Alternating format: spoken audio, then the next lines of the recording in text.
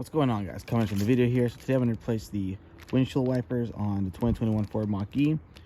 This here is a driver's side windshield. It's a 24-inch one. That's the part number from Ford Motorcraft. And then this one here is the passenger one. Right over there, part numbers. So the two fronts and the two back cost me $68. But you do have to get these special windshields because of the clip it has. So now let's replace it. Ready little towel. With the windshield up, you can press this button right here.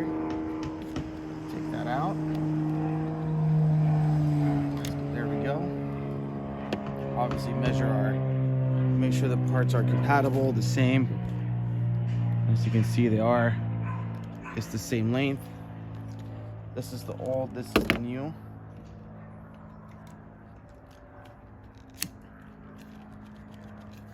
There we go.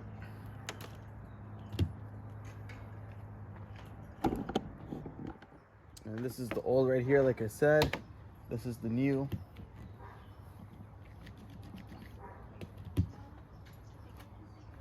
And that's how you change your wipers on a 2021 Ford Mach-E.